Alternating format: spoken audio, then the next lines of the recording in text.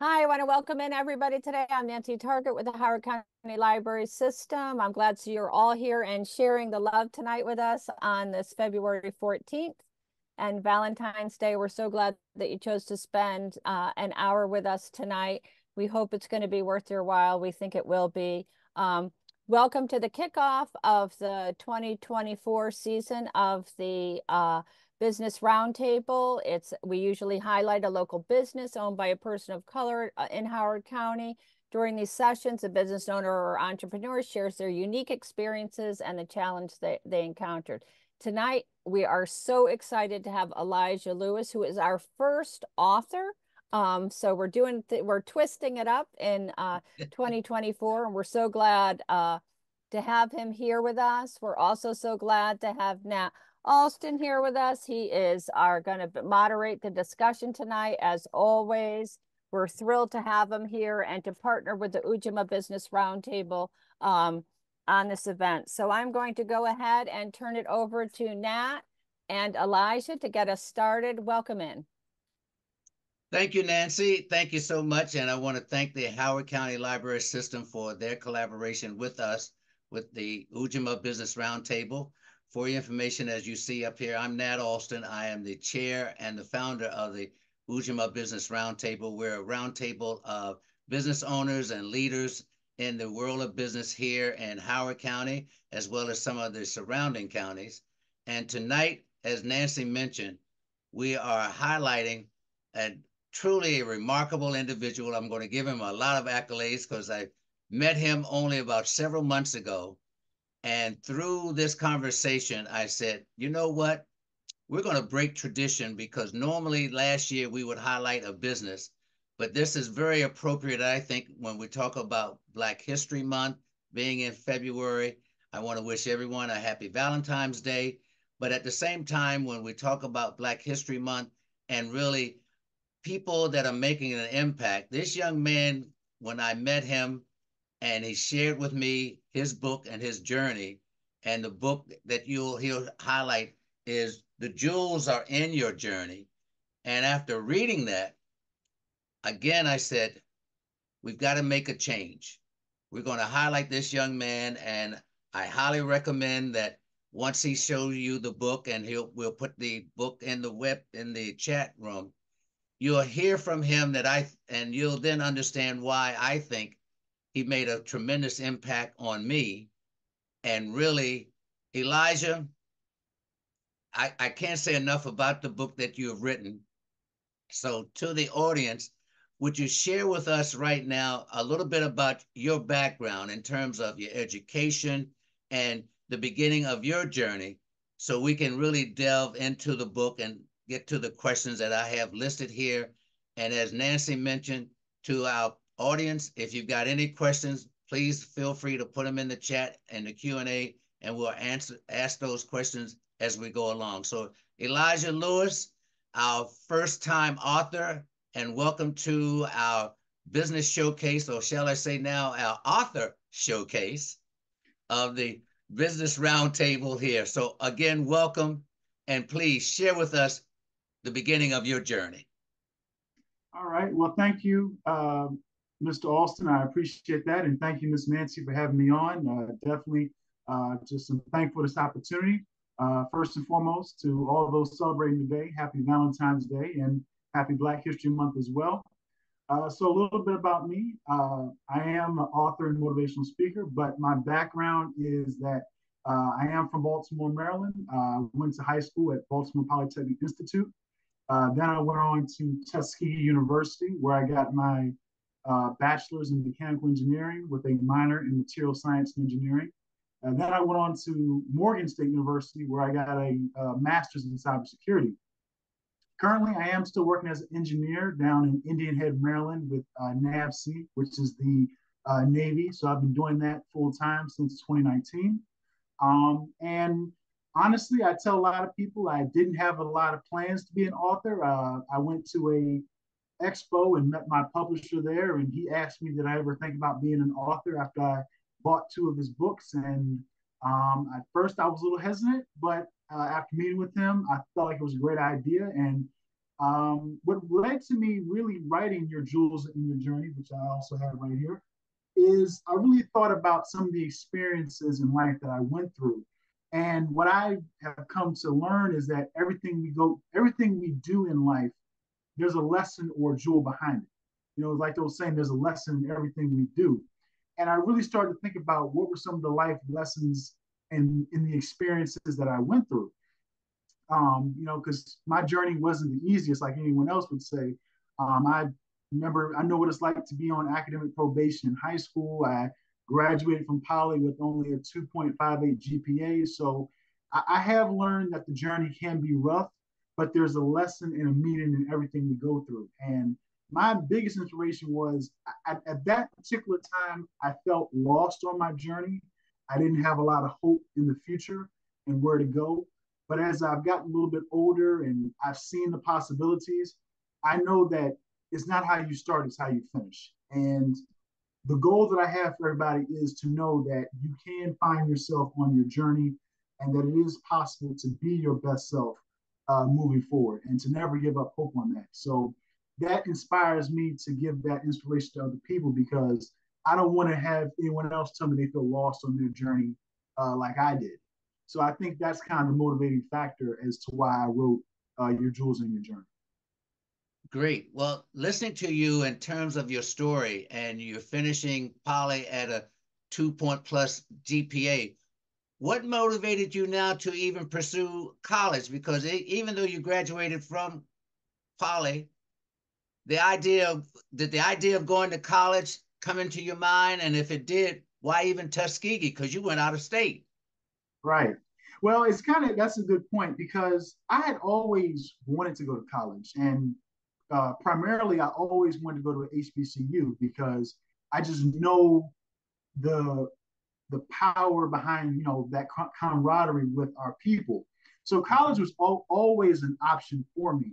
I think my struggles in my sophomore year kind of made me lose hope in that because prior to my sophomore year, I had always had primarily good grades, in elementary and middle school. And, my mother, my grandmother, my grandfather, I have a lot of educators in my family. So education was always a possibility for me.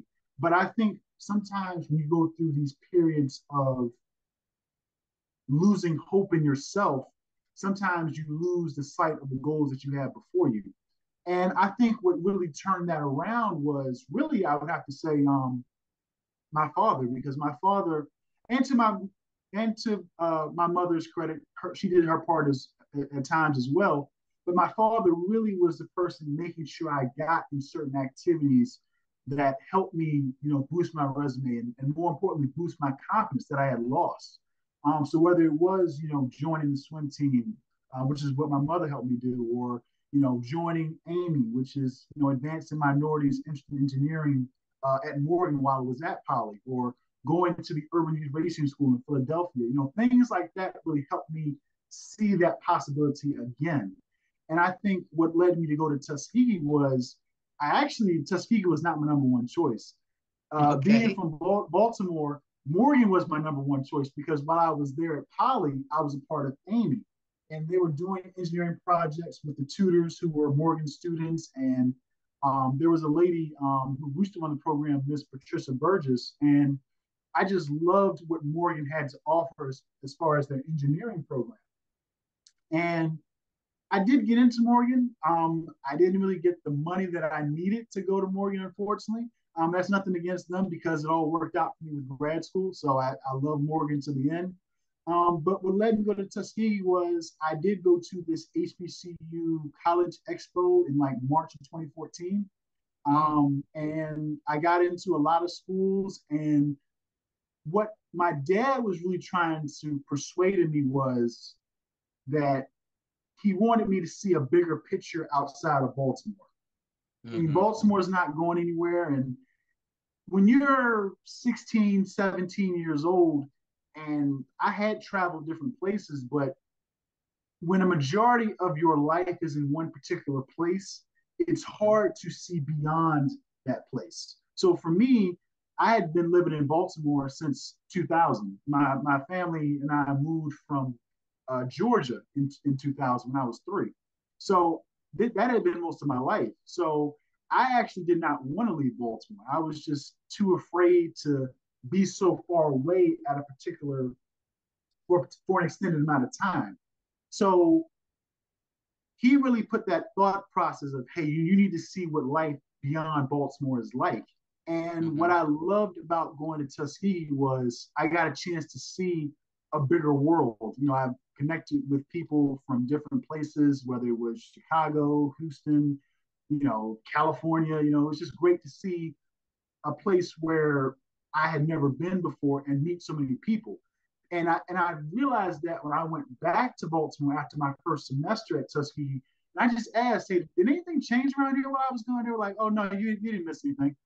So it finally made me realize that, okay, there's a reason why I had to go outside of Baltimore. Because my dad used to say, listen, the signs are pointing south. You know, then it's like the signs are pointing to Alabama, because I got into, I think, Alabama A&M, Tuskegee, you know, Alabama State. So it's like, okay, the signs are pointing me away from Baltimore. And what I talk about in my book is, it's in chapter 5, which is never let people put you in a box. And I talk about the importance of traveling, because when you travel, you get a chance to grow and see a bigger world than just the world that you grew up in. And when you only stay in one particular place, that really limits you, because you just think the entire world is that place. But for people who've never left Baltimore or any city they grew up in, it's hard to kind of relate to that, because they're not bad people, but they only see just a tiny piece of the puzzle, versus when you leave and go to other places, you see there's a bigger world out there. You make new connections, you get a chance to grow, and you get a chance to learn, you know, moving forward. So I really think that kind of sums up the motivation to get back into going to college, and more importantly, going down to Tuskegee after college. Fantastic. Great, great. So you also mentioned you met this publisher and he said, hey, you need to write a book. What were your thoughts about writing, not the book now, but did you have any thoughts about writing a book that may not even reflect what the outcome of this book was? Well, actually, no, because prior to meeting my publisher, I had no desire in writing. It's not that I didn't like writing, but I just didn't think that was something I could do. I just felt like writing was one of those things where you almost had to be born with, like, because I know some people who are writers, and that's wonderful, but I just didn't think that was for me. Because at that time, I hadn't written anything major since I did my scholarly project at Morgan. So I just didn't think that writing was something that I could do. But I am thankful that he put that idea in my head, because it challenged me to step outside my comfort zone and pursue something that I had never done before. And I think also because as an engineer, you kind of focus more on the logical side. You don't really tap into that creative side of your brain as much. So I just thought that's something that's outside of my, you know, comfort zone. But him putting that idea in my head makes me realize that sometimes people can see potential in you when you haven't seen it in yourself. And the best thing you can do is sometimes tap into that, because once you achieve your outcome of something that was outside your comfort zone, you realize, okay, I did this once, now I can do it again. And I really appreciate it, because I really have found the process of writing very therapeutic and enjoyable. So, but if he doesn't ask me that question, then we don't have your jewels in your journey. Or maybe we do, but it's from a whole nother author. So I have to thank him for putting that process in my head, because I had no plans of ever doing this, but I am thankful that I have done it, and it's been able to inspire a lot of people who have read my work, and I'm thankful for that. That is fantastic. Great, great. Again, we're talking to a first-time author, Elijah Lewis, who wrote the book, the first of many I will predict on that. The jewels are in your journey. Elijah, when you title that? What made you come up with the title, The Jewels Are in Your Journey? Well, I have to give my publisher some credit on that one, because prior to me meeting him, he said, come up with some book titles. And I think I came up with about 13 different titles, just trying to find something that would stick. And when we met, he said, "Oh, that's a good one. Maybe we can try that one." And then he says, "Okay, because I had some pen with me. He said, "Okay, let me see your paper and your pen." And so he starts writing. Next thing I know, I see it's "Your jewels are in your journey, life lessons to lead you to your optimal self." And I thought, that's a good title. I like that. I didn't think of that, but I think it encapsulates the message of the book, that as you go about your journey, you're going to find either life lessons that stand out to you, or you're going to find people that can help you along your journey. So I have to give him credit for that, because I didn't think of something that creative, but I'm glad that he was able to kind of give me that idea, because it really just, not only does it encapsulate the message that I'm trying to give my readers, but it stands out too. I think for people who are avid readers, you want a title that stands out to you and that you can connect with, where even if you haven't read the book yet, a thought in your mind says, "I like that. I want to. What's that about?" That captures my attention. So I'm glad he kind of put that in my ear to go with that, because like I said, I had some good titles, but I don't think they were at the level at that particular title. So yeah, I have to give him a lot of credit for that. But I say it encapsulates the message of the book that I'm trying to persuade. Well, I can attest, when I read this and when I saw the title, usually when you start thinking about the jewels are in your journey, that's a title that probably, for even some of our people in the audience that's on this webinar, would probably tend to assign to a person a little bit older, in terms of that their journey has been now maybe a few years along the way, myself included. But to have you, and I'm not pointing that out, but I think the obvious fact that, wait a minute, people will say, this person is on the beginning of his journey. And usually the type of, when you say the jewels are in your journey, they've been in there, as on the chat, they've been on a longer journey. So, yeah. I just saw that comment too. By the way. Yeah. So what thoughts, when you came up there with that broader theme, have you run across people who have read the book that are, let's say, my age, or let's say a few years younger? Have they asked you, "Oh, wait a minute, why did you decide to put that title in there? And what messages can you bring to the table?"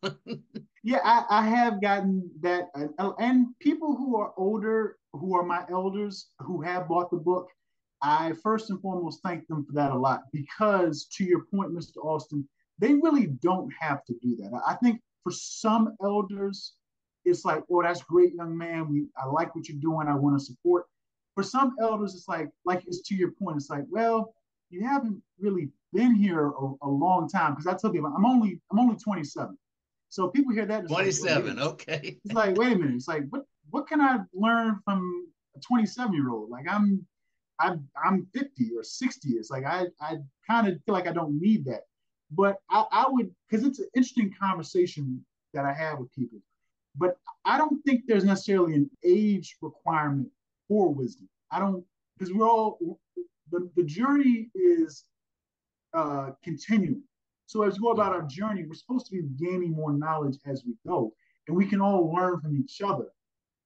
And I admire what my elders have to teach. In fact, I reference a lot of what my elders have done in the book, because they were impactful to me, whether it was my father, my grandfather, certain historical figures throughout our history, whether it's our ancestors or our elders who came before me. I try to take what I've learned and put that into my book to help future generations. But I tell people, we all can learn from each other. There's, like I said, I don't think there's an age requirement for wisdom, because there are some people, Mr. Alston, as you know, who are probably your age or slightly a little bit younger or even older, who maybe have a lot of years as far as age, but when it comes to wisdom, they have about as much wisdom as I do, or people younger than I do. So, okay. so there's no age requirement for wisdom, because the only thing about wisdom is knowledge applied. So regardless of how old you are, as long as you're applying knowledge, that's great. So I think it's good for us all to learn from each other. And I think it can be done through like this. People like you, Mr. Alston, who are our elders, you all give us guidance because you have more experience about what is going on around the block because you all have been here longer.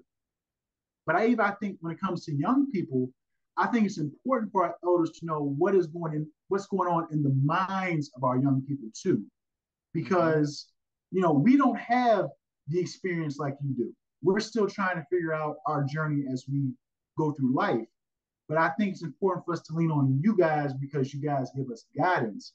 But at the same time, I would say to our elders, we do need to learn to listen to what young people are saying, because if we don't, there's going to be a disconnection. And I think a lot of times people in my generation or younger, when they feel as though we're trying to do something and our elders try to push back outside of constructive criticism,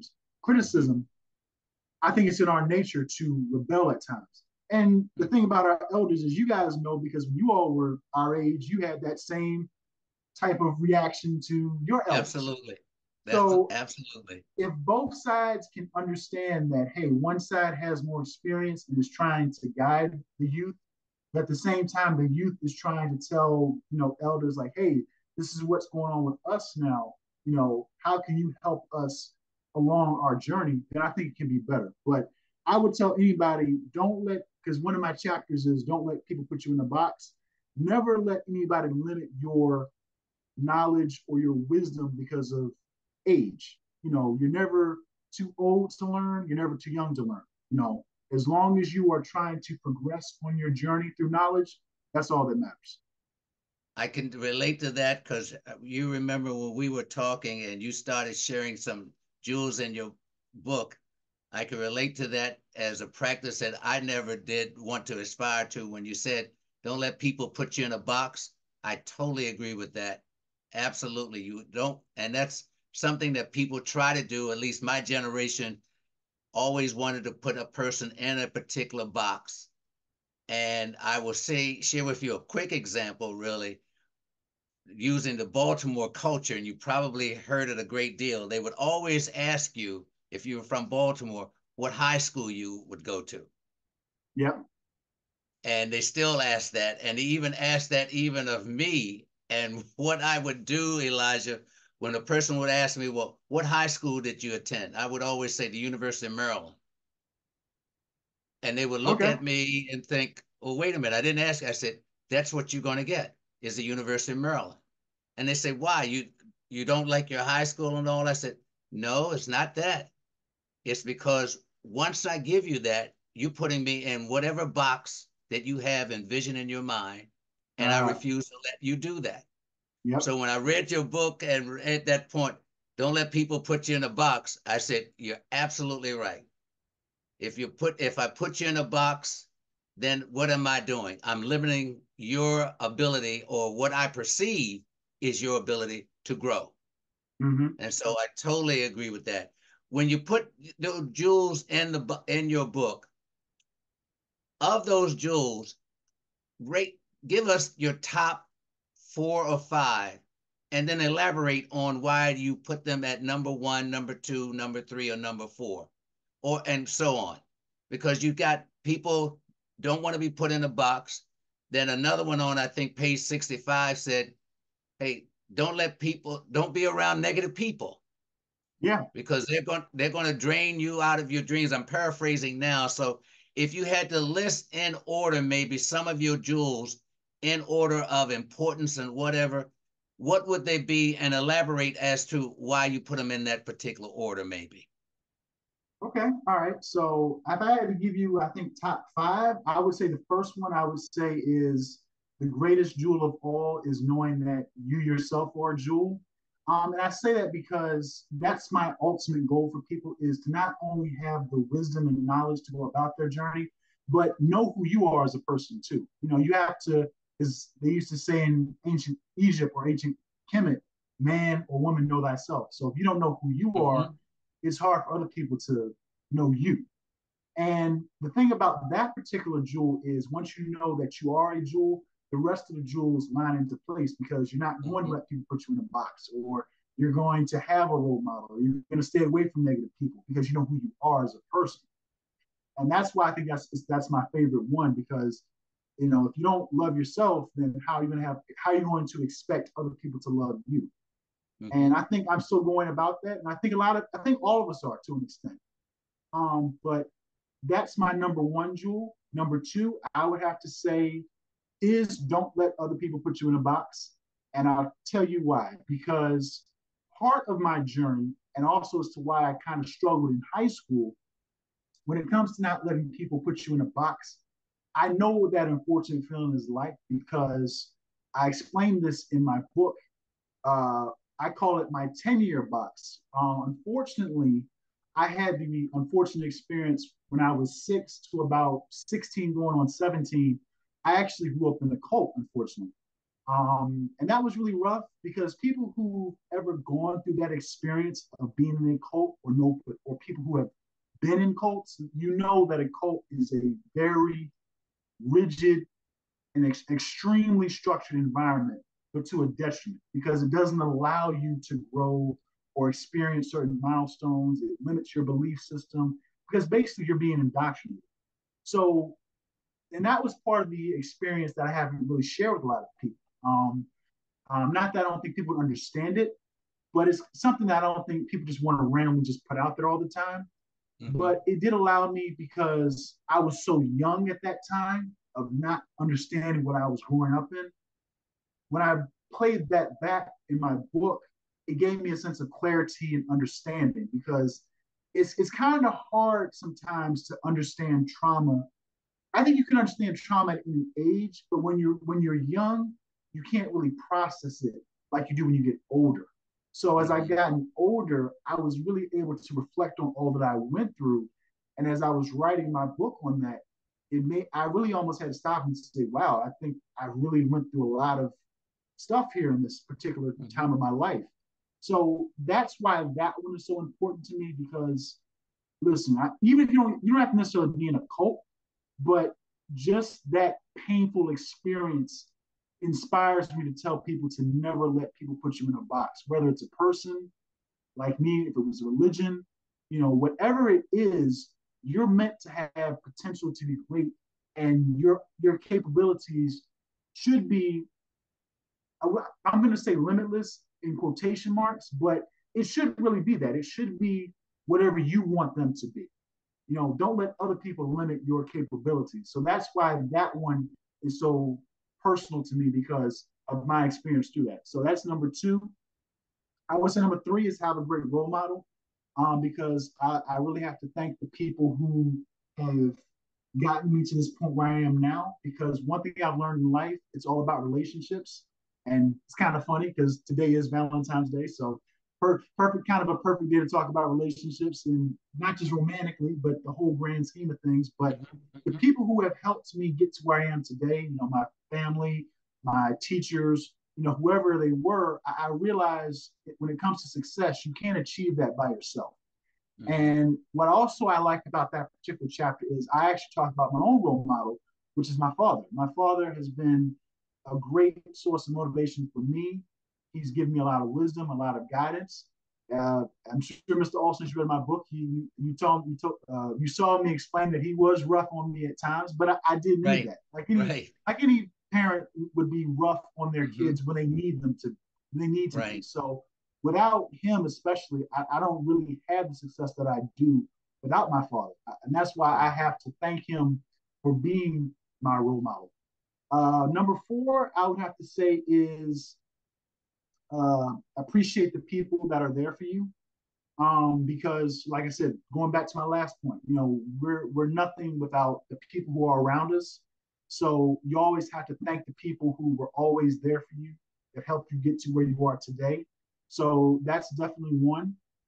And in fact, even in that particular chapter, that one stands out to me because I talk about the pain of losing a friendship, at the time.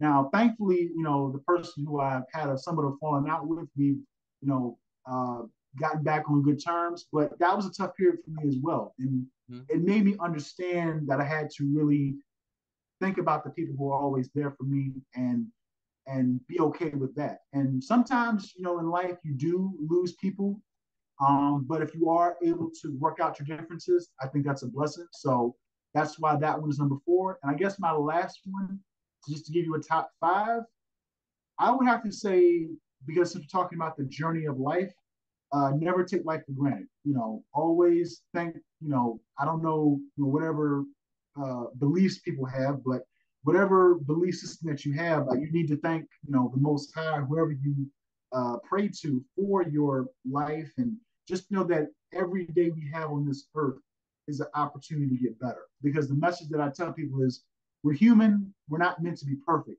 but we are meant to progress and get better every single day. So, you know, never take life for granted, because as we know, unfortunately, you know, not everyone wakes up to see the next day. So always be thankful that you still have life and you have an opportunity to be better than you were yesterday. Fantastic. Thank you. Thank you. Ladies and gentlemen, we're interviewing our first-time author here, Mr. Elijah Lewis. He is a first-time author and the author of Your Jewels Are in Your Journey.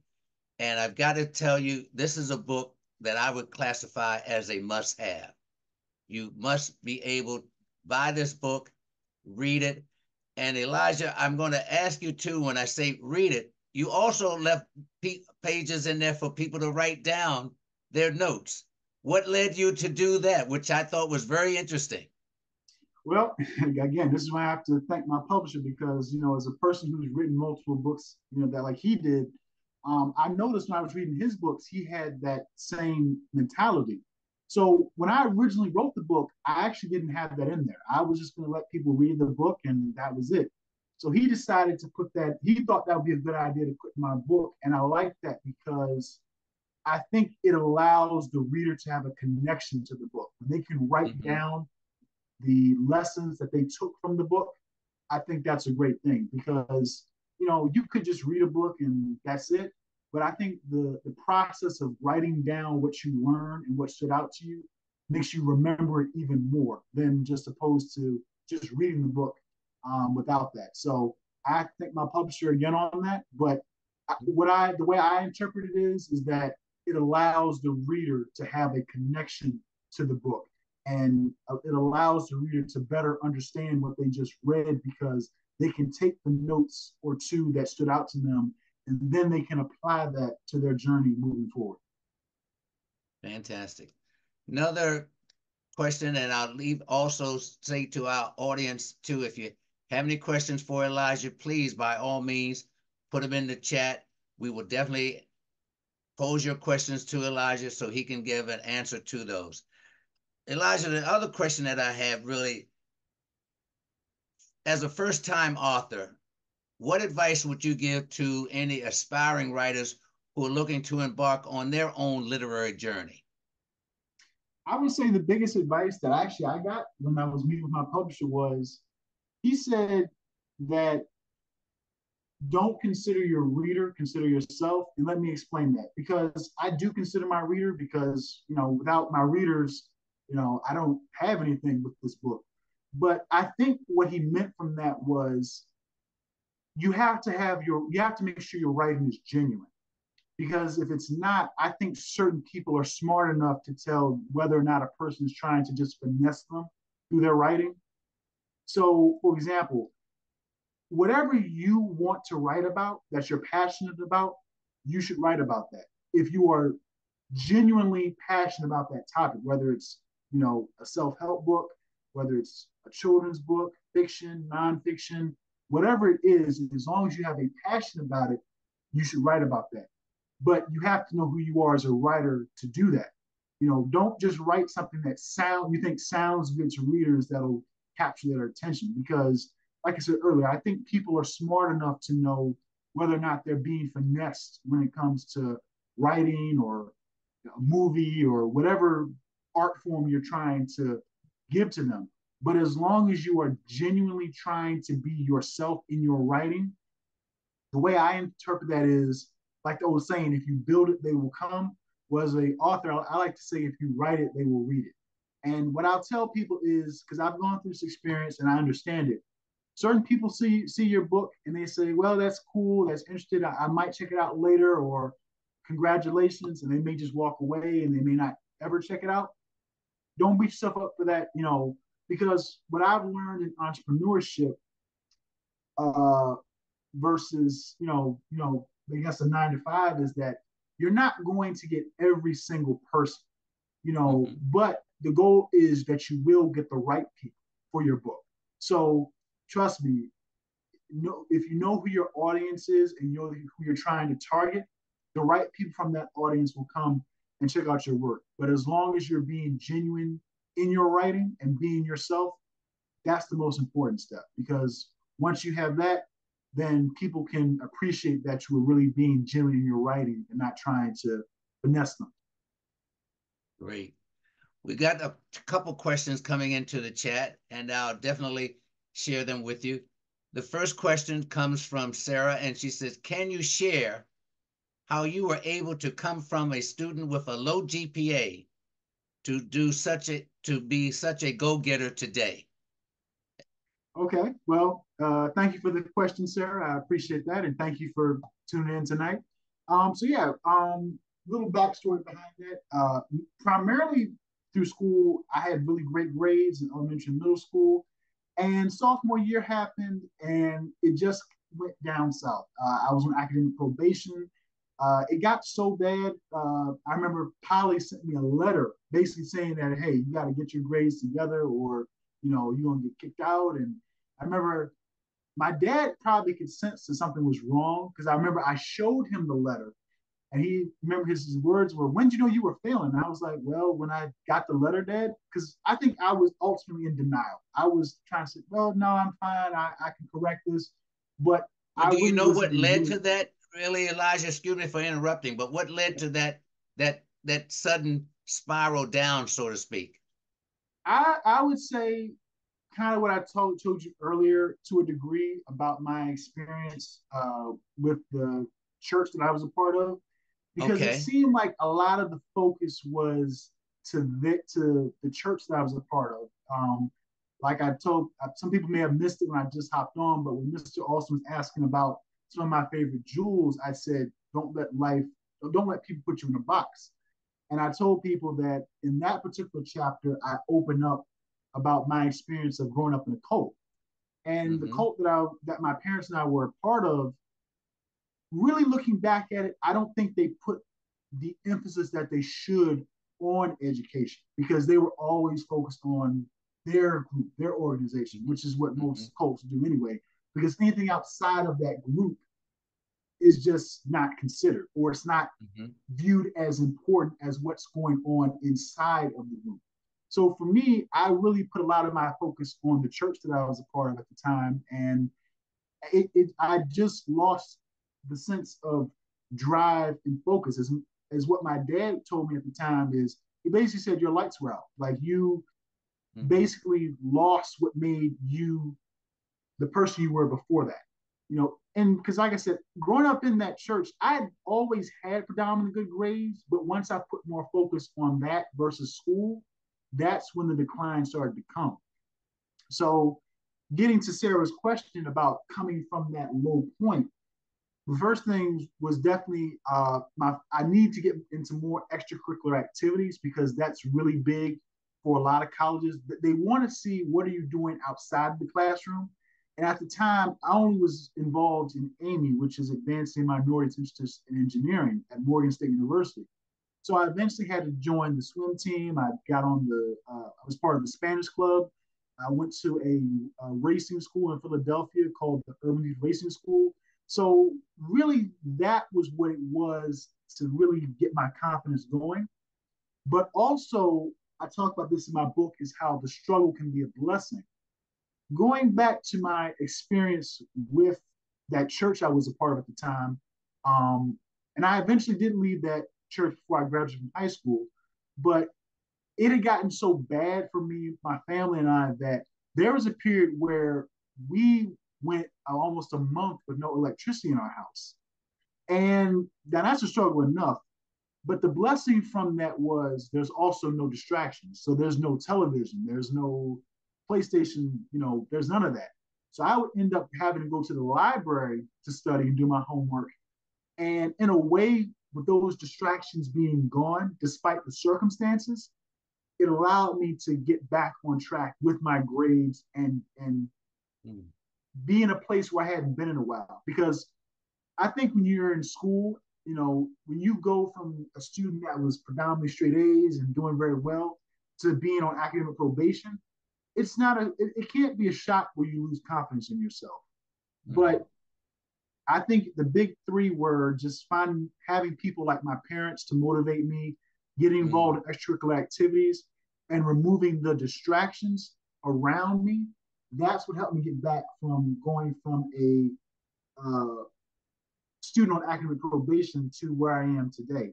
And I also have to thank Poly too, because Poly is a college prep high school in Baltimore. So when I got to Tuskegee, that really wasn't much of a struggle for me. Because I had been through the grind of Poly. Poly would say, "Hey, we're going to give you homework every night." I remember one of the administrators used to say when we had our opening meeting before the school year started with all the students and parents, he'd say all the time, "There's no such thing as no homework at Poly." And I'm telling you, that is the truth. I can't remember off the top of my head how many times we didn't have homework, but it certainly helped when I got to Tuskegee because it just put me in that mindset of college already. So the big three when it comes to schooling, I think, is have a good support system around the student. Definitely get the student involved in extracurricular activities, and also remove any distractions that are around your children, whether it's television or video games, whatever. Doesn't mean I don't want the kids to have fun, because they are kids and they do deserve that, but they have to know their priorities because it teaches them responsibility. And that's what really stands out to me about that time. And so one last point, because I know we have another question coming. Also being involved, with Tuskegee and, the certain programs that I was with has really inspired me to give back to other students too. So when I was in college, I was a tutor at Tuskegee and Morgan. And I'm also part of the Baltimore Tuskegee Alumni Club. So I know the importance of giving back to our fellow students that come behind us, because as Booker T. Washington said, if you want to lift up someone else, he said, if you want to lift yourself up, lift up someone else. So that also has helped me as well. So I see, I think Sledge has her hand up. Yeah. So go ahead. We'll allow you to speak. Sledge House. Hello, can you hear me? Yes, go right ahead. Yep, we can. Hello, good evening. So we had a question for you, Mr. Lewis.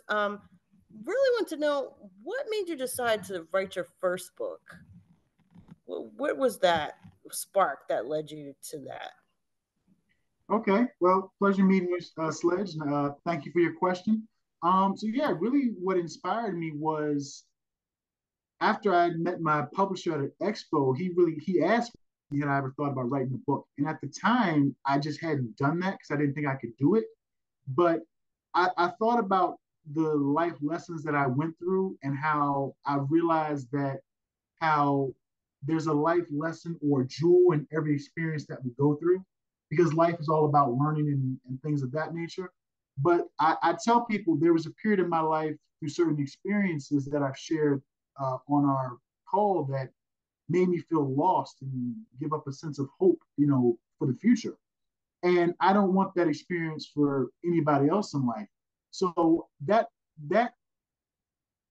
painful experience, I guess you could say, is what made me want to motivate other people to, think about the jewels that they found on their journey, whether it was life lessons or certain people and certain experiences that we all go through to be our best selves. And I think once you learn from the experiences that you go through, you want to be better for yourself, but also give that same inspiration to other people. So I think that was really the driving factor was, reflecting on the experiences that I went through and thinking about the lessons that were involved from that, and then just provide people with a sense of inspiration that despite the challenges that you go through in life, you're always able to be your best self. And once you get to the point where you can be your best self, you can also inspire other people that come behind you as well. Great, thank you. You mentioned your family as far as helping you to get out of that challenge of your low GPA. Were there any other people in your life that you maybe were in that role of being a mentor or guidance that inspired you to really excel either at Poly or at Tuskegee? Oh, absolutely. I would say when I was a part of Amy at Morgan, the lady over the program at the time was Ms. Burgess. And I really, like I said earlier, for people who were on the call earlier, is that Morgan was my very first option to go to school over Tuskegee at the time. But I think through her program, especially being that I was struggling in school, I had a place where I could go to get help. And it really gave me a preview of what the world of college could be like. And that's why I think Morgan was my number one option at the time. And I would have to say, the Urban Youth Racing School, which is a racing school in Philadelphia, that focuses on engineering and things of that nature, because both really helped me get to where I am today, with my job at NAVC. So those are two I would say. And even people, like the pre-alumni council at Tuskegee or the Baltimore Tuskegee Alumni Club, just that community of saying, hey, we're here to help you. Like there were certain alums from the Baltimore Tuskegee Alumni Club when I went to Tuskegee who would call me and say, hey, just want to check on you, how are things going? Are you doing well in your classes? Do you need anything? That really helps a person who's gone through a lot of challenges to know that they're not alone and that they have that support system. Because I think what hurts a lot of people is sometimes they think they're by themselves and they don't have anyone to turn to. But when you find those people, and this is where I talk about, like I said earlier, appreciating the people who are there for you, it allows you to rise up above that challenge because you know that you have a support system behind you. So those are some of the examples of the people who were helping me throughout my challenges at Poly and, of course, going on to Tuskegee and Morgan as well. Great, great.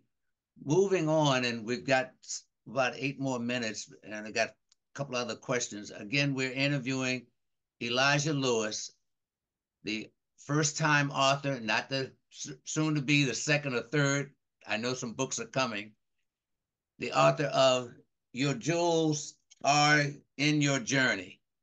Elijah, how do you see this book really contributing to a larger conversation? Because you mentioned trauma. You also mentioned people that may have a low GPA. So how do you see your book really contributing to a much larger conversation out there? I would say that I think it gets the conversation started. And I know I'm not the only person who has books like this. There are a lot of people who have written self-help books and talked about their trauma and things of that nature. But I tell people that it at least lets people know that they're not alone, because I've had people, share that they had certain challenges growing up in school, or, I've had people tell me, yeah, I know what it's like to have that painful experience by growing up in a cult. So it allows people to know that they're not by themselves in their challenges. And also, when you speak of trauma and mental health, it just allows people to know that there is no weakness in sharing your trauma. I think that's actually strength, because you have people who've been through that same experience. So what it allows people to reflect and become internal about the things that they've gone through in their journey. In fact, I just, shared, I had an interview with somebody recently, and they were saying, he asked me, like, hey, what are the things that you think stops people from finding the jewels in their journey? And I would say sometimes people don't want to take accountability, or might be ashamed of some of the things that happen in their journey. And I tell people, it's like, listen, there's no shame in telling what you did wrong, as long as you're learning from that mistakes, which is actually part of my book too, which is you can learn from your mistakes. That's the most important thing. So it gets the ball started.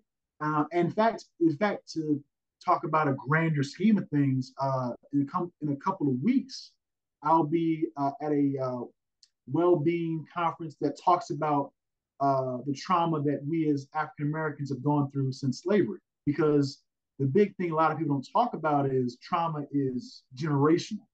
So it can be passed down from generation to generation. So, to answer your question again, Mr. Alston, I think it gets the ball started. Mm-hmm. And because I know my book is not the end all be all, that there are people who probably know a lot more than I do, but at least it gets people to know that, hey, they're not alone in their challenges. They can come back from that. And if anything, maybe because we're talking about trauma or mental health, things of that nature, maybe it can even be a sign where people can be motivated to seek things like therapy or support groups or things of that nature to help them heal from their trauma moving forward. Well, I would say this too. Thank you, Elijah. Reading your book, it really, in terms of journey, it really marked a great deal of what even myself has experienced. And as I said earlier with you, I'm a lot older, but when I started looking at your jewels are in your journey, I said, this is something that here it takes you to really help me to reflect on what my journey has been. And you're absolutely right. That trauma, maybe not from the slavery, but the trauma, or shall we say, the experience of growing up in a home that my mother and father were divorced when I was 3, and that trauma. And then, as you said, going through that and reading your book, not letting people put me in a box. And then also, I made it very clear I always wanted to be around positive thinking people, people that fed my cup, not drained my cup. Absolutely. And I always looked at the cup being half full. So I think really what you're saying now, particularly even to our younger people and our not so younger people, is to believe in yourself. Yes, you don't have to be defined by where you were, but you can also rewrite those definitions as you travel along that journey. And so I say Absolutely. that in one sense, you've motivated me now to get my rear off the ground and start thinking about writing my book, because the same way Nancy's clapping, she knows my journey started off at one way, but where it has evolved to is totally different. And when I read your book, looked at it, and I said, he is reinforcing things that I have lived through, not letting people define me, making sure that struggle out there is wisdom and learning as we go along. So we've got about 3 minutes left. I want to say thank you for being a part of this. This has definitely started us, I think, on a very good note. And I think really what you're saying too, not just for a person in particular having jewels, but even from our business people, we can't let that business define who they are, and don't let that business put you in a box that you can't grow. So I want you to finish up in a couple of minutes and closing. Anything that you want to add now to this meeting, this interview, anything you want to close on that we feel that we can take another jewel from you and let it be things that we can incorporate in our journey? Sure. Well, first of all, again, thank you all for having me on as a part of the Business Roundtable. Definitely thank the Howard County Library and Ms. Nancy for having me on, and as well as you, Mr. Alston, with you and the Ujamaa Business Roundtable for having me on as well. And thank you for everyone who came out tonight to listen. Definitely appreciate that. But definitely, yeah, what I leave people with is this. What I always, sign in my books when I go to book signings is, I always tell people, may you find many jewels in your journey and that you keep being the jewel that you are. So, definitely, like I said earlier, definitely keep knowing who you are as a person. and definitely just pay attention to the jewels that you found in your journey, because they're out there, and you have a chance to find them each and every day. So, never let a day go by where you didn't learn at least something from something or from someone. So, definitely take advantage of that. And I'm pretty sure as they say, the sky's the limit for you on your journey. Okay. I think that covers, I don't see any more questions in there. Ladies and gentlemen, on the behalf of the Howard County Library System and Nancy Target and the Ujamaa Business Roundtable, this kicks off our bi-monthly business showcase, and I couldn't select a better person to kick it off. Elijah, thank you so much for taking time out of your schedule. This is going to be recorded. I recommend that everyone, if you looked in the chat, you see his website. This is a must read. And one of the other things, it's a very easy read. And keep your pen handy, because you're going to write down some notes after you read it. So again, Elijah, thank you. Continued success. And we look forward, we're putting the pressure on you. We're waiting for the next one to come out very, very soon. Absolutely. Yeah. I have thoughts about writing another one. So, I'm still gathering some things on that, but definitely I do anticipate doing this again, because definitely I find writing not only therapeutic, but very fun to do as well. So, and it gives me a challenge. So definitely I look forward to sharing the next one coming up soon. And thank you also to Ms. Nancy for putting my website in the chat. Yeah, you go to yourjewelsinyourjourney.com/home. You order your copy. I'll have it signed for you, and definitely look forward to seeing where the journey will take you. So thank you again for that. Well, we thank you, and you gave us a good plug, because you also said, hey, in order to get you back on track, you went to the library. Didn't forget that. That is true. That is true. Yep. That's I right. love The that. library is there. Shout out to all the libraries out there. Definitely,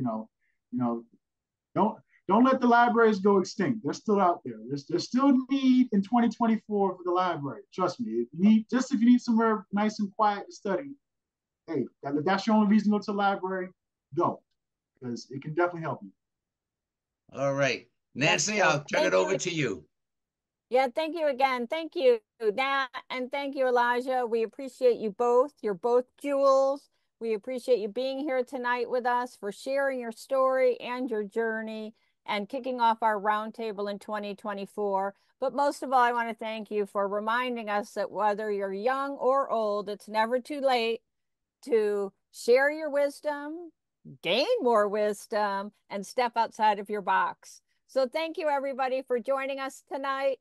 We look forward to seeing you at the next roundtable in April. Have a lovely evening. See you at the library.